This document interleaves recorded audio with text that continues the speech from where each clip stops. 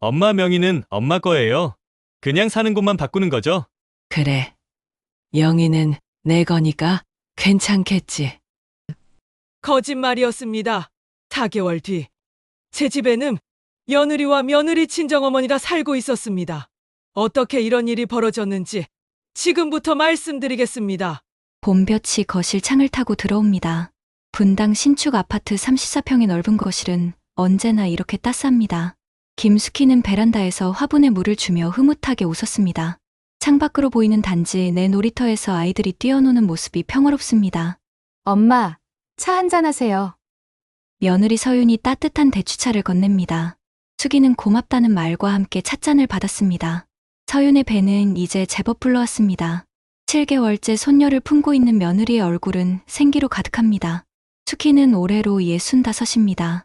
남편을 먼저 보낸 지도 벌써 15년이 흘렀습니다. 외동아들 민규를 홀로 키우며 살아온 세월이 주마등처럼 스쳐 지나갑니다. 그 힘들었던 시간들이 이제는 행복의 밑거름이 된 것 같습니다. 엄마, 오늘 민규 일찍 들어와요. 같이 저녁 먹어요.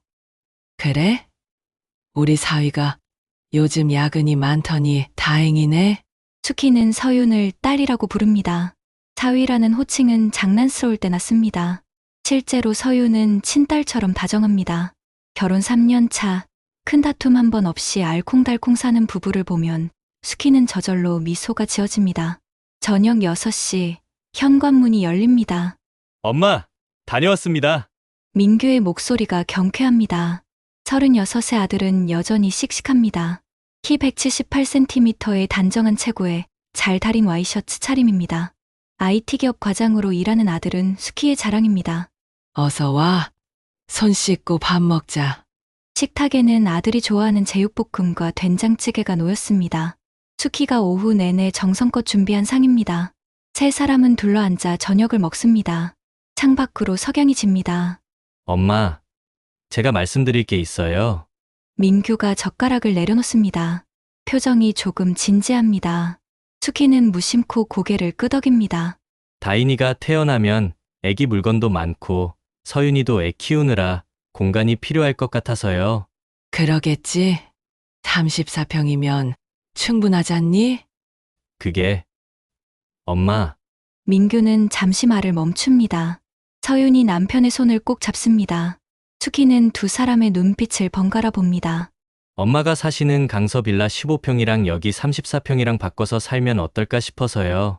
순간 수키의 손이 멈춥니다. 국그릇을 쥔 손가락에 힘이 들어갑니다. 민규는 재빨리 덧붙입니다. 명의는 당연히 엄마 거예요. 그냥 살기만 바꾸는 거죠. 엄마도 15평이면 혼자 사시기 딱 적당하시잖아요. 수키는 잠시 생각합니다. 강서구 빌라는 15년 전 남편이 남긴 유산입니다. 오래되고 낡았지만 추억이 서린 곳입니다. 반면 이 분당 아파트는 3년 전 빌라를 담보로 대출받아 장만한 집입니다. 노후를 위해 목돈을 쏟아부은 소중한 자산입니다. 엄마, 다인이 좀 더 좋은 환경에서 키우고 싶어요. 서윤이 조심스럽게 말을 꺼냅니다. 배를 쓰다듬는 손길이 애틋합니다. 수키는 며느리의 얼굴을 바라봅니다. 임신 초기부터 입덧으로 고생했던 서윤입니다. 손녀를 위한 공간을 마련해주고 싶은 마음이 굴뚝 같습니다. 알았다. 그렇게 하자. 수키는 결국 고개를 끄덕입니다. 민규의 얼굴이 환해집니다. 서윤도 안도의 한숨을 내쉽니다. 엄마, 감사해요. 정말 효도하면서 살게요. 민규가 수키의 손을 꼭 잡습니다. 따뜻한 온기가 전해집니다. 수키는 아들의 눈을 바라보며 미소 짓습니다. 그 눈빛에는 의심이라곤 눈곱만큼도 없습니다. 한 달 뒤, 이삿날입니다. 봄비가 부슬부슬 내립니다. 이삿짐 센터 직원들이 분주하게 짐을 나릅니다.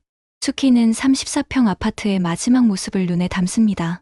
거실 한가운데 서서 천천히 둘러봅니다. 엄마, 다 됐어요. 가시죠. 민규가 어깨를 감쌉니다. 수키는 마지막으로 창밖을 바라봅니다. 놀이터의 아이들은 오늘도 뛰어놉니다. 비를 맞으며 웃는 아이들의 모습이 평화롭습니다. 강서구로 가는 차 안은 조용합니다. 빗소리만 창문을 두드립니다. 수기는 창밖을 보며 생각합니다. 손녀를 위한 일이야. 나는 혼자 살기엔 15평도 충분해. 15평 빌라는 4층 계단식 건물입니다. 엘리베이터가 없습니다. 뛰는 짐을 들고 2층까지 올라갑니다. 숨이 찹니다. 무릎이 시큰거립니다. 문을 열자 오래된 장판 냄새가 코를 찌릅니다. 엄마, 여기 좀 낡긴 한데 리모델링하면 괜찮을 거예요. 민규가 서둘러 말합니다. 하지만 그의 눈은 이미 시계를 보고 있습니다. 수키는 아들의 등을 바라봅니다. 어느새 훌쩍 커버린 아들의 뒷모습입니다. 너희 가봐. 서윤이 몸 무거울 텐데. 네, 엄마, 주말에 올게요. 현관문이 닫힙니다. 계단을 내려가는 발소리가 멀어집니다. 수키는 홀로 빌라 안에 섭니다. 좁은 거실에 덩그러니 놓인 짐들이 낯설습니다. 창문으로 보이는 건 맞은편 건물의 벽입니다. 수키는 소파에 앉습니다. 등받이에 몸을 기댑니다. 천장의 형광등이 깜빡입니다. 낡은 불빛이 거실을 희미하게 밝힙니다. 괜찮아. 다인이를 위한 일이야. 수키는 스스로를 다독입니다. 하지만 가슴 한편이 텅 빈 것 같습니다. 빗소리만 창문을 두드립니다. 그날 밤, 수키는 낯선 집에서 첫 밤을 보냅니다. 휴대폰 화면에는 민규가 보낸 메시지가 떠 있습니다. 엄마, 잘 주무세요. 손녀 위해 희생해주셔서 감사해요. 수기는 메시지를 읽고 또 있습니다. 희생이라는 단어가 마음에 걸립니다. 하지만 곧 고개를 젓습니다. 이 정도쯤이야. 엄마잖아. 창밖으로 비는 계속 내립니다. 낡은 빌라의 복도에서 발소리가 들립니다. 누군가 계단을 오르고 또 내립니다. 수키는 불을 끕니다. 어둠 속에서 눈을 감습니다. 하지만 잠은 쉽게 오지 않습니다. 34평 아파트의 넓은 거실이 자꾸 떠오릅니다. 따스한 봄볕이 가득했던 오후가 그립습니다. 손녀 다인이가 그 거실에서 뛰어노는 모습을 상상합니다. 그래. 다인이는 행복할 거야. 수키는 스스로를 설득합니다. 그렇게 첫날 밤이 깊어갑니다. 빗소리는 새벽까지 이어집니다. 수키는 모릅니다. 자신이 지금 덫에 걸렸다는 사실을. 효심이라는 이름의 거짓된 덫? 그 덫이 곧 자신의 모든 것을 앗아가려 한다는 사실을. 수키는 여전히 모릅니다.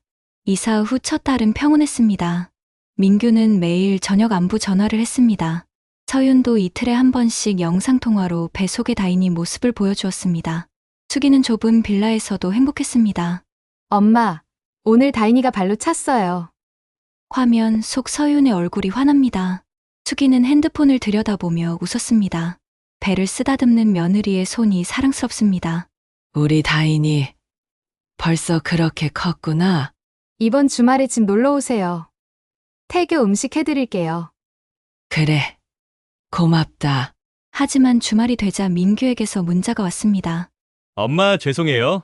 서윤이가 감기 기운이 있어서 이번엔 힘들 것 같아요. 수키는 휴대폰을 내려놓았습니다. 아쉽지만 어쩔 수 없습니다.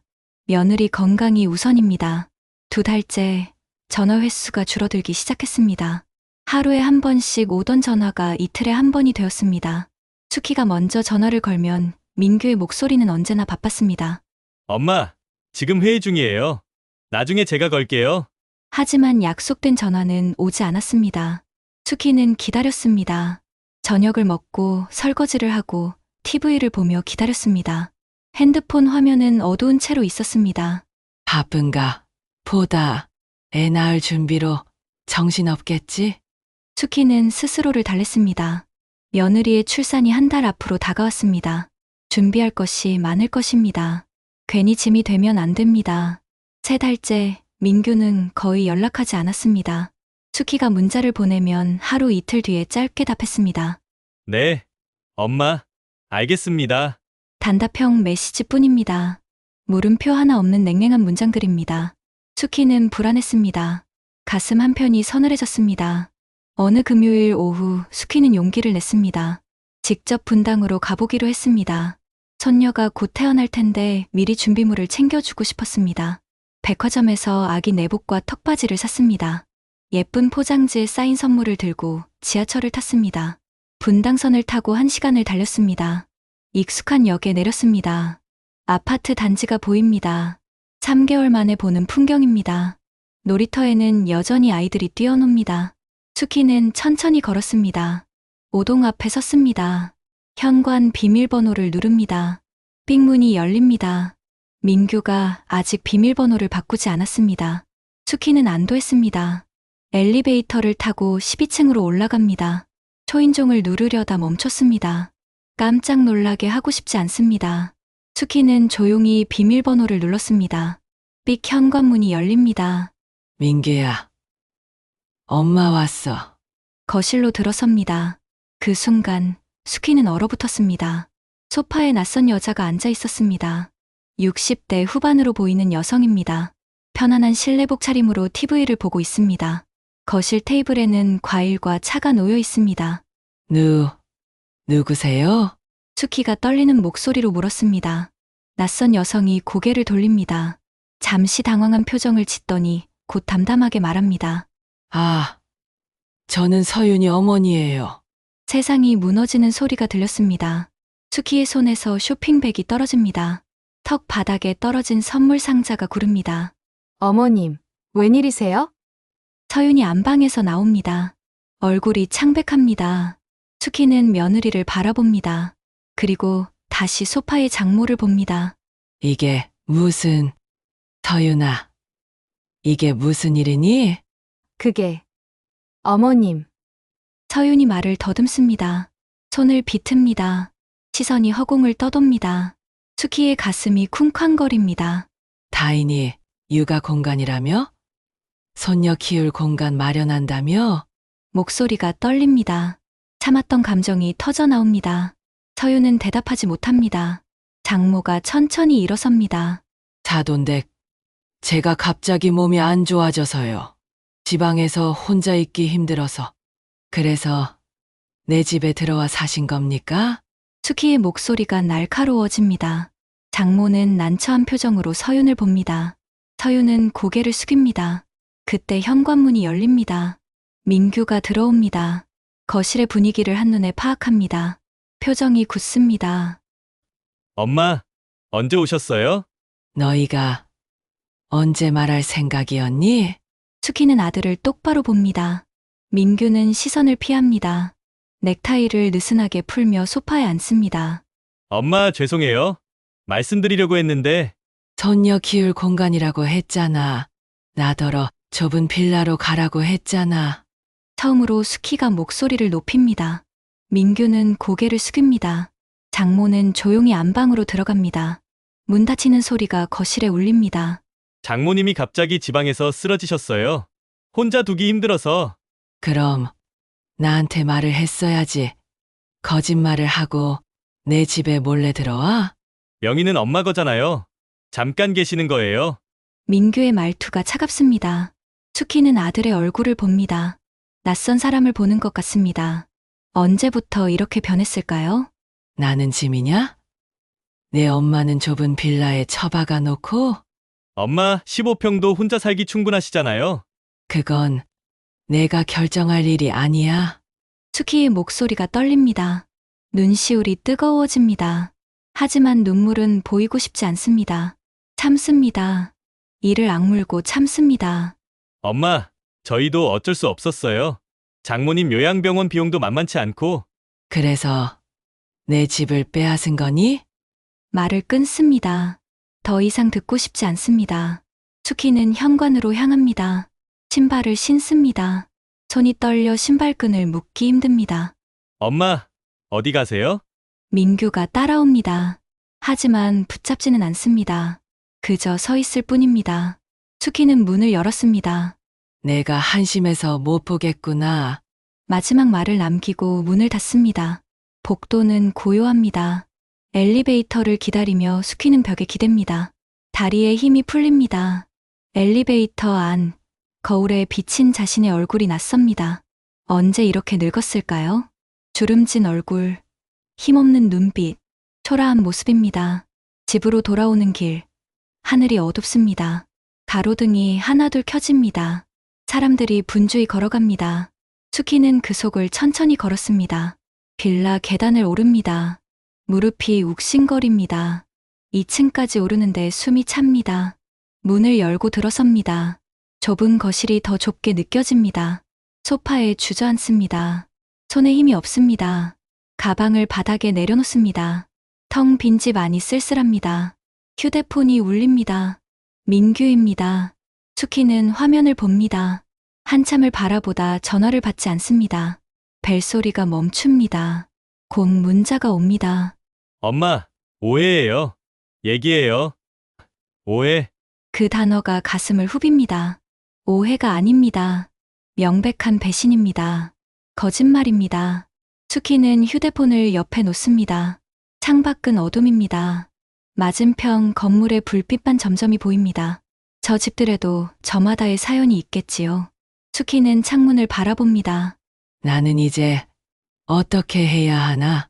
질문이 허공에 맴돕니다. 답은 없습니다. 그저 어둠만 깊어질 뿐입니다. 수키는 소파에 몸을 기댑니다. 효자라 믿었던 아들, 딸처럼 아꼈던 며느리, 그리고 자신이 평생 모은 집. 모든 것이 한순간에 무너졌습니다. 수키는 눈을 감습니다. 하지만 잠은 오지 않습니다. 밤은 깊어만 갑니다. 현실이 무너진 밤이었습니다. 일주일이 지났습니다. 민규는 연락하지 않았습니다. 수키도 전화하지 않았습니다. 침묵이 흘렀습니다. 빌라 안은 고요했습니다. 수키는 매일 같은 일상을 반복했습니다. 아침에 일어나 라면을 끓였습니다. 점심은 김치찌개로 때웠습니다. 저녁은 거르기 일쑤였습니다. 입맛이 없었습니다. TV를 켜도 내용이 들어오지 않았습니다. 화면만 멍하니 바라볼 뿐입니다. 밤이 되면 천장을 봤습니다. 형광등의 깜빡임을 새며 잠들었습니다. 이웃 아주머니가 가끔 문을 두드렸습니다. 김 선생님, 괜찮으세요? 요즘 안 보이셔서요. 네, 괜찮습니다. 짧게 대답하고 문을 닫았습니다. 더 이상의 말은 하고 싶지 않았습니다. 누군가에게 하소연하는 것도 창피했습니다. 토요일 오후 벨이 울렸습니다. 인터폰 화면에 민규가 보입니다. 서윤도 함께입니다. 수기는 한참을 망설이다 문을 열었습니다. 엄마, 민규가 들어섭니다. 손에 과일 바구니를 들고 있습니다. 서윤은 배가 더욱 불러왔습니다. 출산이 며칠 남지 않은 듯합니다. 앉아라. 수키가 짧게 말했습니다. 두 사람은 소파에 앉았습니다. 거실이 좁습니다. 세 사람이 앉으니 꽉 찹니다. 수기는 마주 보며 팔짱을 꼈습니다. 뭐 하러 왔니? 엄마. 지난번은 정말 죄송해요. 민규가 고개를 숙입니다. 하지만 그 사과가 진심인지 알 수 없습니다. 투이는 아무 말 없이 앉아 있었습니다. 장모님이 갑자기 쓰러지셨어요. 지방병원에서 연락이 왔는데 혼자 두기 힘들다고. 서윤이 말을 잇습니다. 목소리가 떨립니다. 배를 쓰다듬는 손이 불안해 보입니다. 그래서 내 집을 빼앗은 거야? 수키의 목소리는 차갑습니다. 서윤이 입술을 깨뭅니다. 민규가 대신 말합니다. 빼앗은 게 아니라 명의는 엄마 거잖아요. 명의가 내 거면 뭐 하니? 내가 살지도 못하는데. 엄마도 15평이면 충분하시잖아요. 혼자 사시는데. 민규의 말투가 점점 단호해집니다. 변명이 아닌 정당화입니다. 수키는 아들을 똑바로 봅니다. 그건 내가 정할 일이 아니야. 엄마, 저희도 어쩔 수 없었어요. 요양병원은 한 달에 300만 원이 넘어요. 그 돈을 어떻게 감당해요? 그래서 거짓말을 한 거니? 침묵이 흐릅니다. 벽시계 소리만 똑딱거립니다. 민규가 한숨을 내쉽니다. 서윤은 고개를 숙인 채입니다. 엄마, 민규가 다시 입을 엽니다. 표정이 진지합니다. 아니, 진지한 척하는 것처럼 보입니다. 사실 엄마한테 제안이 있어서 왔어요. 제안? 네, 엄마도 그 빌라에서 사시기 불편하시잖아요. 계단도 힘드시고. 수키는 아무 말도 하지 않습니다. 다음 말을 기다립니다. 민규는 잠시 숨을 고릅니다. 차라리 분당 아파트 명의를 저희한테 이전해 주시면 어떨까요? 뭐? 수키가 믿을 수 없다는 표정으로 아들을 봅니다. 민규는 당황하지 않습니다. 준비해온 말을 이어갑니다. 대신 저희가 전세 보증금으로 엄마 노후 자금 드릴게요. 월세 받으시면서 편하게 사실 수 있잖아요. 지금 무슨 소리 하는 거니? 엄마 혼자 그 큰 아파트 관리하시는 것도 힘드시잖아요. 재산세도 만만치 않고. 내가 언제 힘들다고 했어? 수키의 목소리가 떨립니다. 분노가 치밀어 오릅니다. 손이 부들부들 떨립니다. 민규는 계속 말합니다. 엄마, 현실적으로 생각해 보세요. 저희는 애도 키워야 하고, 장모님도 돌봐야 하고, 그래서 엄마 집을 빼앗겠다는 거지? 빼앗는 게 아니에요. 정당한 대가를 드린다고요. 민규가 목소리를 높입니다. 서윤이 남편의 팔을 잡습니다. 하지만 민규는 뿌리칩니다. 엄마는 어차피 혼자 사시잖아요. 그 넓은 집이 무슨 소용이에요? 넌 지금 수키가 일어섭니다. 온몸이 떨립니다. 가슴이 답답합니다. 숨이 막힙니다. 넌 지금 내 엄마한테 집 내놓으라는 거니? 엄마, 제발 이해해 주세요. 저희도 살아야죠. 너희가 살려고 엄마를 길거리에 내쫓는 거야? 그런 게 아니라, 나가. 수키가 소리칩니다. 평생 이렇게 큰 소리로 고함쳐본 적이 없습니다. 목이 쉽니다. 하지만 멈출 수 없습니다. 당장 나가. 다시는 내 앞에 나타나지 마. 민규가 일어섭니다. 얼굴이 붉어졌습니다. 서윤도 황급히 일어납니다. 배가 불편한지 비틀거립니다. 엄마, 후회하실 거예요. 나중에 다시, 나가라니까. 수키가 현관문을 엽니다. 민규는 입술을 깨물며 나갑니다. 서윤이 뒤따릅니다. 문이 닫힙니다. 쿵 소리가 복도에 울립니다. 수키는 그 자리에 주저앉았습니다. 다리에 힘이 풀립니다. 벽에 등을 기댑니다. 숨을 헐떡입니다. 이게 내 아들이야? 내가 키운 아들이? 믿을 수 없습니다. 받아들일 수 없습니다. 평생 자식을 위해 살아왔습니다. 남편이 죽고 혼자 아들을 키웠습니다. 좋은 대학 보내려고 과외비를 벌었습니다. 결혼 자금도 보탰습니다. 그런데 이게 대가입니까? 노후의 유일한 자산마저 빼앗으려 합니까? 수키는 바닥에 앉은 채 울었습니다. 소리 없이 눈물이 흘렀습니다. 참았던 감정이 터져나왔습니다. 어깨가 들썩입니다. 얼마나 울었을까요? 해가 지고 있습니다. 창문으로 붉은 노을이 비칩니다. 수키는 천천히 일어섰습니다. 거울을 봅니다. 눈이 퉁퉁 부었습니다. 세면대에서 찬물로 얼굴을 씻습니다. 물이 차갑습니다. 정신이 들어옵니다. 수건으로 얼굴을 닦으며 수키는 다짐합니다. 이대로는 안 돼. 더 이상 당하고만 있을 수 없습니다. 착한 엄마 노릇은 끝입니다. 희생만 강요당할 수는 없습니다. 수키는 서랍을 엽니다. 아파트 등기권리증을 꺼냅니다. 명의는 분명 김수키입니다. 이 집은 자신의 것입니다. 누구도 빼앗을 수 없습니다. 휴대폰을 듭니다. 인터넷을 검색합니다. 부동산 급매, 아파트 빠른 매매. 여러 사이트가 뜹니다. 수키는 천천히 글들을 읽습니다. 창밖으로 밤이 내립니다. 가로등이 하나둘 켜집니다. 수키는 창가에 섭니다. 먼 곳을 바라봅니다. 받은 만큼 돌려주겠어. 마음속에서 무언가가 단단해집니다. 슬픔이 분노로 변합니다. 분노가 결심으로 굳어집니다. 수키는 달력을 봅니다. 민규가 얼마 전 말했습니다. 다음 주에 장모와 제주도로 가족여행을 간다고. 서윤의 마지막 여행이 될 거라고. 그때다. 수키의 눈빛이 달라집니다. 더 이상 무기력한 노인이 아닙니다. 자신의 권리를 찾으려는 사람입니다. 밤은 깊어갑니다. 하지만 수키는 잠들지 않습니다. 계획을 세웁니다. 하나하나 메모합니다. 실수는 없어야 합니다. 새벽 2시, 수키는 마침내 펜을 놓습니다. 메모지를 봅니다. 빼곡히 적힌 글씨들이 선명합니다. 이제 시작이야. 수키는 처음으로 웃었습니다. 쓴 웃음이 아닙니다. 단호한 미소입니다. 복수가 아닙니다. 정의입니다. 자신의 것을 되찾는 것. 그것이 잘못일 리 없습니다. 창밖으로 새벽이 밝아옵니다. 월요일 아침입니다. 수키는 일찍 일어났습니다. 어제까지의 무기력함은 사라졌습니다. 거울을 봅니다. 눈빛이 달라졌습니다. 세수를 하고 단정히 옷을 차려입습니다. 옷장 깊숙이 있던 정장을 꺼냅니다. 남편 장례식 이후 한 번도 입지 않았던 옷입니다. 먼지를 털어냅니다. 가방에서 등기권리증을 꺼냅니다. 신분증과 도장을 챙깁니다. 필요한 서류들을 확인합니다. 실수는 없어야 합니다. 휴대폰을 듭니다. 민규에게서 온 메시지가 보입니다. 엄마, 내일부터 제주도 3박 4일 갑니다. 생각 좀 해보세요. 수기는 메시지를 지웁니다.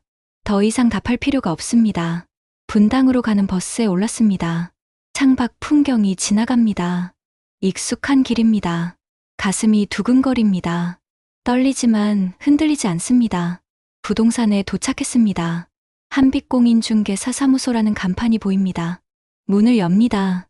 딸랑 종소리가 울립니다. 어서 오세요. 중년의 남자 중개사가 반갑게 맞습니다. 수키는 의자에 앉았습니다. 분당 내면 34평 팔려고 합니다. 아, 네. 시세가 지금 11억 정도 하는데요. 9억 5천에 예놓겠습니다. 중개사의 눈이 커집니다. 수키는 단호합니다. 조건이 있어요. 현금 일시불, 계약 즉시 잔금 처리 가능한 분만요. 그러시면 이틀이면 나갈 겁니다. 빠르면 빠를수록 좋아요. 서류를 꺼냅니다. 등기권리증, 신분증, 인감증명서 모두 준비되어 있습니다. 중개사는 감탄합니다. 준비를 철저히 하셨네요. 급한 일이 있어서요. 거짓말이 아닙니다. 정말 급합니다. 민규가 돌아오기 전에 모든 것을 끝내야 합니다. 화요일 오전 전화가 왔습니다. 사모님 매수자 나왔습니다. 현금 보유자세요. 오늘 계약 가능하십니까? 지금 바로 갑니다. 손이 떨립니다. 하지만 멈추지 않습니다. 코트를 걸치고 집을 나섭니다. 부동산 사무실에 매수자가 앉아 있습니다. 50대 중반의 남성입니다. 정장 차림이 말끔합니다. 처음 뵙겠습니다. 서로 인사를 나눕니다. 중개사가 서류를 펼칩니다. 계약서, 등기 이전 서류, 잔금 일정표. 확인하시고 서명해 주세요. 수키는 천천히 읽습니다. 한 글자도 놓치지 않습니다. 매수자도 조용히 기다립니다. 문제 없습니다. 도장을 찍습니다. 손이 떨리지 않습니다. 마음이 단단합니다. 매수자도 서명합니다. 계약금 5천만 원 입금 확인했습니다. 중개사가 통장을 보여줍니다. 수키는 고개를 끄덕입니다. 잔금은 이번 주 금요일 가능하십니까? 매수자가 묻습니다. 수키는 잠시 생각합니다. 민규는 금요일 오후에 돌아옵니다. 좋습니다. 금요일 오전 10시에 감사합니다. 악수를 나눕니다. 계약이 성사되었습니다. 돌이킬 수 없습니다. 부동산을 나서며 수키는 하늘을 봅니다. 구름 한 점 없이 맑습니다. 바람이 시원합니다. 이제 반은 끝났어. 수요일 오후 수키는 다시 분당에 갔습니다. 이번에는 이삿짐 센터입니다. 새 박스카 필요합니다. 금요일 오전 8시에요. 어디서 어디로 이사하시는데요? 분당에서 강석으로요. 직원이 견적서를 작성합니다. 수키는 주소를 정확히 알려줍니다. 출발지는 분당 아파트, 도착지는 강서 빌라, 짐이 많은가요? 34평, 아파트 전체요. 안에 있는 것 전부 옮겨주세요. 알겠습니다. 금요일 8시에 출발지로 가겠습니다. 계약금을 냅니다. 영수증을 받습니다. 모든 것이 계획대로입니다. 목요일 수키는 집에서 쉬었습니다. 내일을 위해 체력을 비축합니다. 휴대폰에는 민규의 메시지가 없습니다. 제주도에서 즐기고 있겠지요. 마지막 가족 여행이겠네. 쓴웃음이 나옵니다. 하지만 마음은 흔들리지 않습니다. 금요일 아침 7시 수키는 분당으로 향했습니다. 손에 열쇠와 등기권리증을 꼭 쥡니다. 오늘이 마지막입니다. 8시 정각 이삿짐 센터 트럭이 도착합니다. 수키는 아파트 문을 엽니다. 3개월 만에 들어서는 거실입니다. 여기 있는 거 전부 옮겨주세요. 직원 5명이 움직입니다.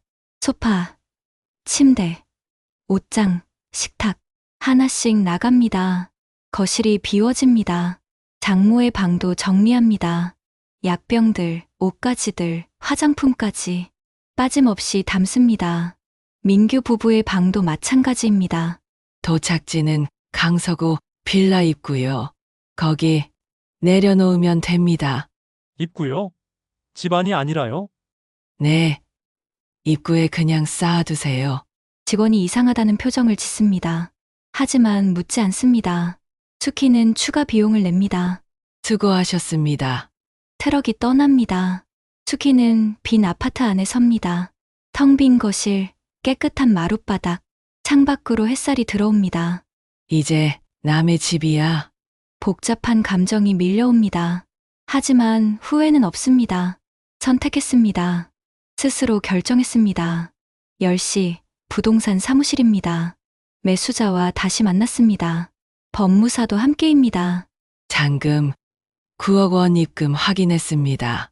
통장 잔고를 확인합니다. 9억 5천만 원이 찍혀 있습니다. 평생 처음 보는 금액입니다. 등기 이전은 내일 완료됩니다. 법무사가 설명합니다. 수키는 고개를 끄덕입니다. 열쇠를 매수자에게 건넵니다. 잘 사세요. 감사합니다. 좋은 집 구했습니다. 매수자의 얼굴이 밝습니다. 새 집을 얻은 기쁨입니다. 수키는 그 모습을 봅니다. 나도 한때는 저랬지. 3년 전 이 아파트를 처음 샀을 때가 떠오릅니다. 행복했습니다. 노후가 보장된 것 같았습니다. 하지만 그 행복은 오래가지 못했습니다. 부동산을 나섭니다. 따뜻한 봄바람이 붑니다. 수키는 천천히 걸었습니다. 단지를 한 바퀴 돕니다. 놀이터, 벤치, 꽃밭, 익숙한 풍경들입니다. 안녕. 마음속으로 작별 인사를 합니다.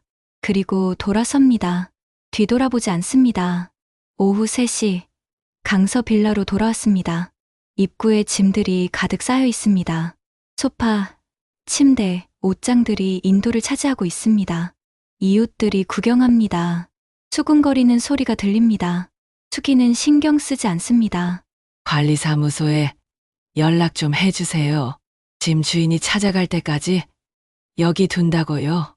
아래층 아주머니에게 부탁합니다. 아주머니는 고개를 끄덕입니다. 집으로 들어갑니다. 소파에 앉습니다. 휴대폰을 봅니다. 민규에게서 아직 연락이 없습니다.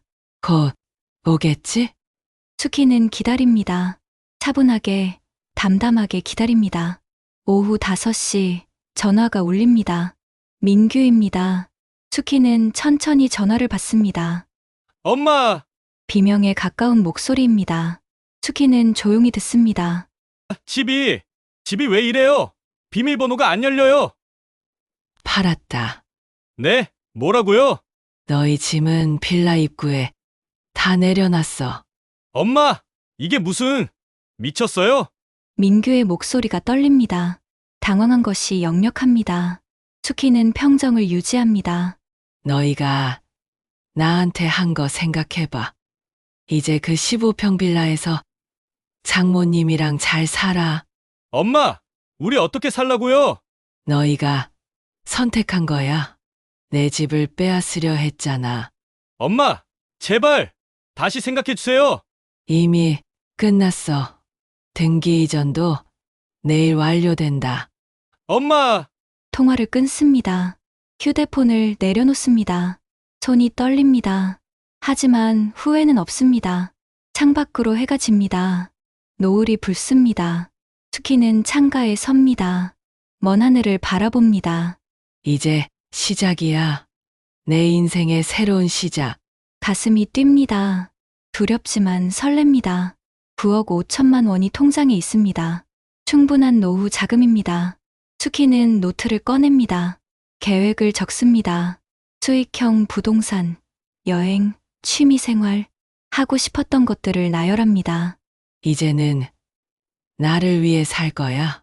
밤이 깊어갑니다. 하지만 수키의 미래는 밝습니다. 일주일이 지났습니다. 민규는 더 이상 전화하지 않았습니다. 수키도 연락하지 않았습니다. 침묵이 답이었습니다. 수키는 새로운 일상을 시작했습니다. 아침에 일어나 산책을 나갑니다. 공원을 천천히 걷습니다. 벤치에 앉아 책을 읽습니다. 오후에는 문화센터 강좌를 듣습니다. 빌라는 여전히 좁습니다. 하지만 이제는 답답하지 않습니다. 자유롭습니다. 누구 눈치도 보지 않습니다. 토요일 오전, 수키는 부동산 사무실에 갔습니다. 이번에는 수익형 오피스텔을 보러 갑니다. 역세권 오피스텔입니다. 월세 수익률이 좋아요. 중개사가 설명합니다. 수키는 꼼꼼히 살펴봅니다. 위치, 시설, 수익률, 모든 것을 확인합니다. 이걸로 하겠습니다. 계약금을 냅니다. 두 번째 결정입니다. 이번에는 떨리지 않습니다. 확신이 있습니다. 어르신 현명한 선택하셨어요. 중개사가 엄지를 치켜 세웁니다. 수키는 미소 짓습니다. 집으로 돌아오는 길, 여행사에 들렀습니다. 진열장에 유럽 크루즈 팸플릿이 보입니다. 손을 뻗어 집어듭니다. 문의하실 거 있으세요? 직원이 다가옵니다. 수키는 팸플릿을 펼칩니다. 이 상품으로 예약하고 싶습니다. 3주 일정이신데 괜찮으세요? 네, 괜찮습니다. 평생 해외여행 한 번 못 가봤습니다. 남편과 가려고 모았던 돈은 아들 대학 등록금이 되었습니다. 이제는 다릅니다. 혼자 가시는 거예요? 네, 혼자요. 멋지시네요. 직원이 환하게 웃습니다. 수키도 따라 웃습니다. 예약금을 냅니다. 출발은 2달 뒤입니다. 빌라로 돌아왔습니다. 우편함에 등기가 꽂혀 있습니다. 발신자는 민규입니다. 수키는 잠시 망설이다 뜯어봅니다. 편지가 들어 있습니다. 손으로 쓴 글씨입니다. 엄마, 정말 죄송합니다. 제가 잘못했습니다. 용서해 주세요. 짧은 문장들이 이어집니다. 수키는 천천히 읽습니다. 끝까지 읽고 편지를 접습니다. 용서는 아직이야. 서랍에 넣습니다. 답장은 쓰지 않습니다. 시간이 필요합니다. 한 달이 지났습니다. 오피스텔 잔금을 채웠습니다. 임대인을 구했습니다. 첫 월세가 들어왔습니다. 통장에 숫자가 찍힙니다. 이제 걱정 없어. 안정감이 듭니다. 경제적 자유입니다. 더 이상 누구에게 의지하지 않아도 됩니다. 여행 출발 일주일 전 수키는 짐을 쌌습니다. 여행 가방, 편한 옷, 상비약, 체크리스트를 만들어 하나씩 확인합니다. 초인종이 울렸습니다. 인터폰을 봅니다. 서윤입니다. 혼자입니다. 수키는 잠시 고민하다 문을 열었습니다. 어머님, 서윤이 고개를 숙입니다. 뱃속의 다인이는 이미 태어났습니다. 서윤의 몸은 예전보다 홀쭉합니다. 얼굴은 수척합니다. 들어오너라. 수키가 먼저 말합니다. 서윤은 조심스럽게 들어섭니다. 소파에 앉습니다. 두 사람 사이에 침묵이 흐릅니다. 다인이는? 시댁, 아니, 친정에 맡겼어요. 서윤의 목소리가 작습니다. 수키는 차를 끓입니다. 대추차입니다. 서윤이 좋아하던 차입니다. 마셔라. 감사합니다. 서윤이 찻잔을 받습니다. 한 모금 마십니다. 눈시울이 붉어집니다. 어머님, 정말 죄송합니다. 제가 잘못 생각했어요. 어머님께 너무 큰 상처를 드렸어요. 눈물이 뚝 떨어집니다. 찻잔에 눈물이 섞입니다. 수키는 휴지를 건넵니다. 민규는? 지금 일하러 갔어요. 빚이 많아서. 빚? 네. 요양병원비 밀린 거랑 15평 빌라는 너무 좁아서 전세자금 대출받았어요. 서윤이 고개를 떨굽니다. 수키는 조용히 듣습니다. 어머님께 너무 큰 잘못을 저질렀어요. 하지만 다인이만큼은 다인이 사진 좀 보자. 수키가 말을 끊습니다. 서윤이 휴대폰을 꺼냅니다. 사진을 보여줍니다. 작고 예쁜 아기가 웃고 있습니다. 예쁘네. 닮았어요. 어머님을. 수키는 사진을 한참 봅니다. 손녀입니다. 자신의 피를 나눈 아이입니다. 가슴이 뭉클합니다. 다인이 죄는 없지. 어머님, 너희가 잘 키워라. 그게 엄마한테 할 수 있는 최선이야. 서윤이 고개를 숙입니다. 어깨가 떨립니다. 울고 있습니다. 수키는 며느리의 등을 토닥입니다. 시간이 필요해. 너희도, 나도. 네, 어머님. 기다릴게요. 서윤이 일어섭니다. 수키는 문까지 배웅합니다. 서윤이 돌아섭니다. 어머님, 건강하세요. 너도. 문이 닫힙니다. 수키는 창가에 섭니다. 서윤이 골목을 걸어갑니다. 뒷모습이 쓸쓸합니다. 언젠가는? 아마도 용서할 수 있을까요? 확신은 없습니다. 하지만 가능성은 열어둡니다. 출발 당일 공항입니다. 수키는 체크인 카운터 앞에 섭니다. 여권과 티켓을 꺼냅니다. 혼자 여행이세요? 직원이 묻습니다. 수키는 고개를 끄덕입니다. 네. 혼자요. 멋지시네요. 좋은 여행 되세요. 탑승권을 받습니다. 수키는 출국장으로 향합니다. 뒤돌아봅니다. 한국이 보입니다. 익숙한 풍경입니다. 안녕. 과거의 나. 돌아섭니다. 앞만 봅니다. 미래를 향해 걷습니다. 비행기 창가 좌석입니다. 구름이 떠갑니다. 하늘이 푸릅니다. 수키는 창밖을 봅니다. 평생 누군가를 위해 살았습니다. 남편을 위해, 아들을 위해, 가족을 위해. 자신은 언제나 맨 뒤였습니다. 이제는 다릅니다. 자신을 위한 삶입니다. 눈치 보지 않는 자유입니다. 희생 강요받지 않는 행복입니다. 자식에게 모든 걸 바치는 게 사랑이 아니야. 깨달았습니다. 진짜 사랑은 서로를 존중하는 것입니다. 경계를 지키는 것입니다. 자신을 잃지 않는 것입니다. 기내식이 나옵니다. 수키는 천천히 먹습니다. 맛있습니다. 모든 것이 새롭습니다. 옆자리에 젊은 여성이 앉아 있습니다. 혼자 여행하는 듯합니다. 어디 가세요? 유럽, 크루즈요. 처음이에요. 저도 혼자 여행이에요. 멋지시네요. 두 사람은 묻습니다. 새로운 인연입니다. 비행기는 날아갑니다. 구름 위를 지나갑니다. 수키는 눈을 감습니다. 미소 짓습니다. 이제 내 인생은 내가 쓴다. 새로운 장이 펼쳐집니다. 백지입니다. 무엇이든 쓸 수 있습니다. 어디든 갈 수 있습니다. 자유입니다. 창밖으로 해가 뜹니다. 수평선이 빛납니다. 새로운 하루가 시작됩니다. 수키의 인생 이막이 열립니다. 그리고 그것은 그 무엇보다 아름답습니다. 2년 뒤 수키는 유럽 여행에서 돌아와 제주도의 작은 펜션을 운영합니다. 바다가 보이는 곳입니다. 손님들과 차를 마시며 이야기를 나눕니다. 가끔 서윤이 다인이를 데리고 찾아옵니다. 민규는 아직입니다. 괜찮습니다. 천천히 가도 됩니다. 다인이는 이제 3살입니다. 할머니를 보며 웃습니다. 수키는 손녀를 안아줍니다. 하지만 경계는 지킵니다. 할미, 바다! 그래. 바다 예쁘지? 둘은 손을 잡고 해변을 걷습니다. 파도가 밀려옵니다. 해가 집니다. 수키는 행복합니다. 진짜 행복입니다.